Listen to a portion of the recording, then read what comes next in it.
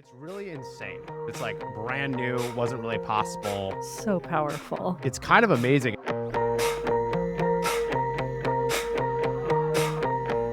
Since the dawn of podcasts, our industry has been trying to figure out how to make audio go viral. And finally, there's a way. Clips. They are the bite-sized versions of podcasts that are invading your TikTok and your Instagram feeds. And in this mini-sode version of the Signal Room, we are going to help you to hone in on your clip strategy.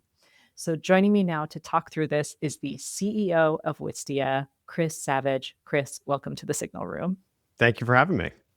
My first question is, what do you think are the ingredients that go into making, call it a super effective clip? Yeah, I think a great clip is something that can stand on its own, Okay. that really has an idea in it that is useful, different, special, gives some vibe, especially in a podcast of like what the show is like. And then in that clip, it's pretty darn important that it starts with a hook. If you don't have a hook that can stop people when they're scrolling, might be a great clip, but it's probably not going to work. How would you define a hook? A hook would be like an open-ended question where you hear the question and you want to listen to the answer. It could be something really surprising. It could be something really funny.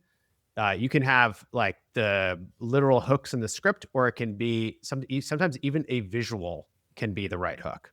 So in a conversation, it might be two people reacting to something, and you see that when you're going through, like, what are these people reacting to? Like, you've actually asked me a question with a visual hook.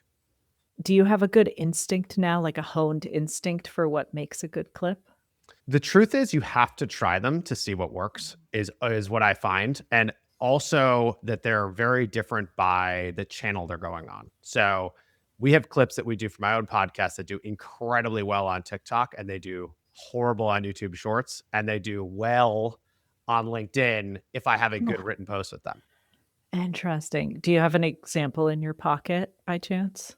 I have so many that it's almost like hard to pick. But I host a show called Talking Too Loud, and it's very much about what it takes to build great brands and great products. And so the interviews are with people who are doing those things.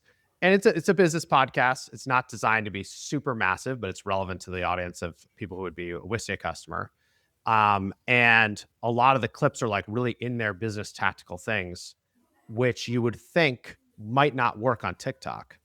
But often what I found is like an in their business tactical thing. Maybe it's like inspiring moment about entrepreneurship actually will do really well Hmm. on TikTok. And then we've seen that same exact thing, if it's too businessy on YouTube, doesn't really work. But on LinkedIn, if we pulled out the takeaways and turned it into a full post, that will actually work really well. People love a takeaway. Yeah, it's just a surprising thing is how different the social channels are, how different the mindset, I think, of the viewer is on those different channels. And so it's important to really test and understand, like, hey, which version should I put in each place? It's another learning, and there's no silver bullets for any of this. You really have to try, iterate, repeat. Yes, someone described it to me as, think of each social channel as a different sport. Basketball, tennis, we'll throw curling in there.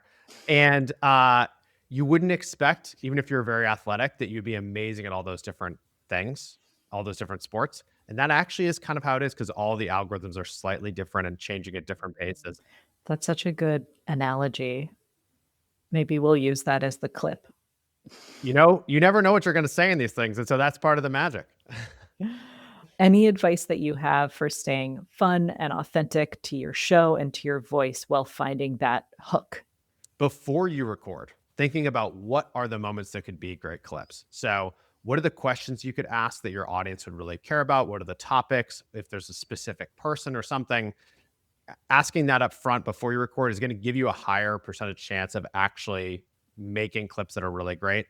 I will say a lot of our most successful clips have been things that happened totally organically.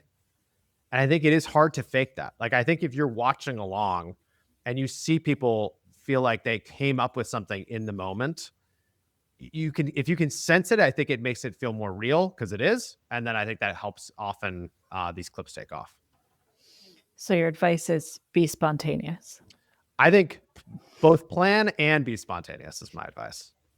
For those marketers out there that aren't professional video editors or don't have time to create multiple video clips, do you have a hack for doing it quickly? Yeah, one hack I can give you. So we do a few things here at Wistia that can help. Do you want me to show you? I could pull it up. Oh, yeah, that would be great. Okay. Let's see here. We do a few different things in Wistia to try to make this really easy to make clips.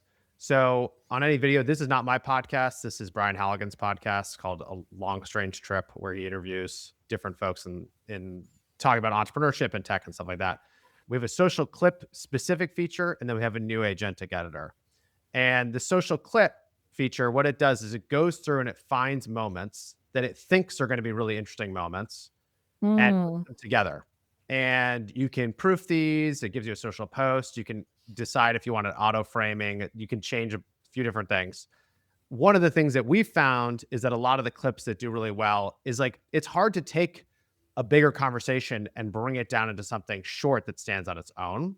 Mm. And we actually have something called Remix here at Wistia, which is an agentic video editor. So what that means is you can take a video like this, a 50-minute long video. I can say, hey, I want you to create, I'm using a default prompt, Mm. a highlight reel with a narrative arc, hook, insight, all this kind of stuff. And an agent will go through and look at the transcript, look at the video, try to figure out what's going on, and try to come back with what could be good clips from this podcast. And then it'll interact Amazing. with you. It'll prompt you to do different things. So it's given me a few different directions that I could go. And I could say, all right, let's do the first one. And it'll go and it'll actually start editing that video in real time. It takes a couple of minutes for that to render together.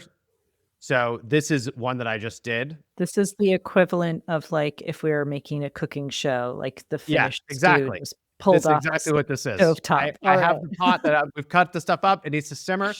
I let it simmer and came back. And then it pulls together this clip for you automatically.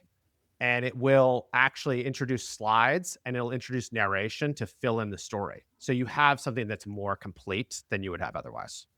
Wow. And the cool thing about this, you can say like, I like this, but remove that music. And it'll go through and you just talk to it the way you would talk to a person. It'll change the edits for you. So powerful. It's kind of amazing. It switches a lot of what you do towards thinking about auditioning the Yes. versions. That's how you have to spend your time is audition the stuff back and do your fine tuning and make sure you feel really good about what it's actually created. What do you think is most exciting about this tool for podcasters specifically? I think today the most exciting part is trying out a lot of things that might not have felt worthwhile to try otherwise. Can you give it a prompt like make a version for LinkedIn versus TikTok versus YouTube? Yeah. And I think that this is the type of thing too, is the more you learn, I'm sure you've seen with like a lot of these like AI chat tools, the more you use them and learn how to suggest the right things and give the right prompts, like the better it gets. And then the better the system learns and iterates. Very cool. Yeah, we're super excited. This is something that it's like brand new, wasn't really possible a few months ago. Now it's possible. And we're seeing really amazing results with it, in part because like, you know, not everybody is confident enough to get into a nonlinear editor and do this themselves. And so Yeah. this is a simple way to give you that power and then pull it together. Beautiful. You can have 5 of these going at once. And that's what you end up starting to do is realizing, oh, I can get so much done. I'll get this one going and this one going, then iterate on each one. And yeah, it's been great for social clips. It's also, you know, we had somebody who they had a meeting on their team 2 days ago at Wistia. And they're like, I want to share this meeting with everybody, but I don't think everyone wants to watch this hour-long meeting. So they used Remix and they cut it down to like a 4.5-minute version that actually stood on its own and made sense. And so it was just a really cool way to repurpose something that would have been not valuable in the form it was in before that became like super valuable once it was pulled together. Oh, I love that as a use case. Yeah. This is so cool. I'm like genuinely in. It's really insane. If you want to check it out, visit wistia.com/signalroom. Thank you so much for showing us around, Chris. Hey, thanks for having me.